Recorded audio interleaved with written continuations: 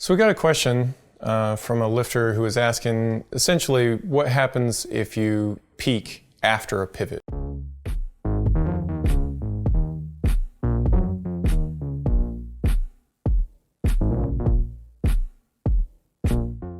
Say you do your development block, things are going well or not, and then you go into a pivot where we expect that your E1RMs will drop a little bit.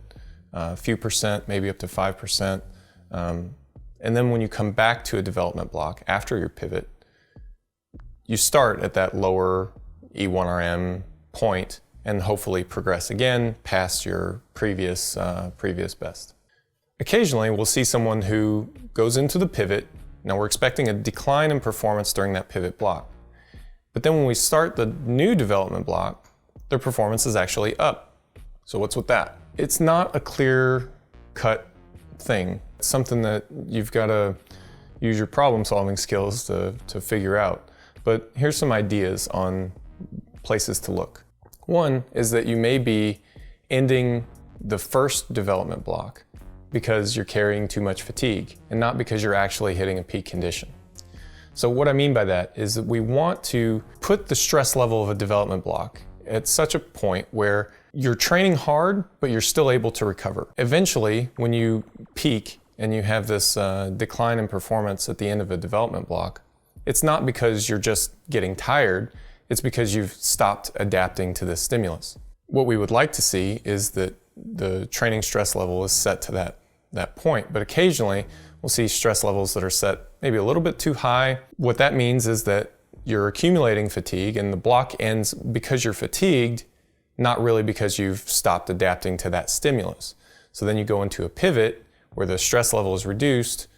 When you come out of that pivot and there's an increase in performance, it might be that you were just fatigued, and once that fatigue went away, your performance went up. It could also mean that the stress of the previous development block was just way too high, and that the stress of the pivot block is set at a more appropriate level for your adaptation. In a case like that, let's say you were performing something like 20 sets of bench press in a given week, which I would say is on the high end, but it's not unreasonable for what I would see. So you're performing 20 sets of bench press in a week, and it's killing you.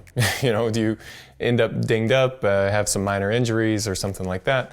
Then you go into a pivot where you're essentially performing 10 sets of pressing movements in that week, and you find that, hey, actually you get a positive adaptation from that. What we see sometimes if someone gets dinged up, we may do kind of an extended pivot where they may be kind of in pivot mode for maybe 4 weeks.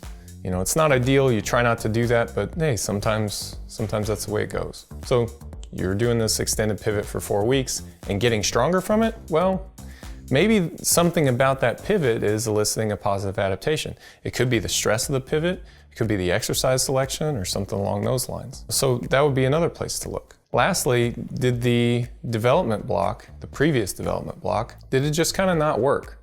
Something else to consider.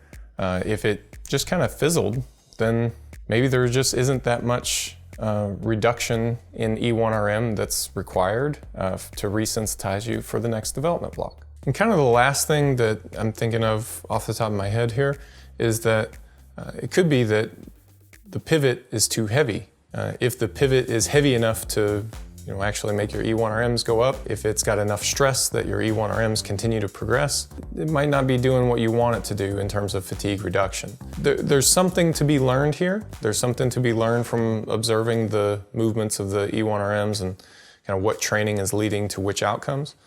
So here's some ideas for places where you might start looking, and from there you'll just kind of have to see where it takes you.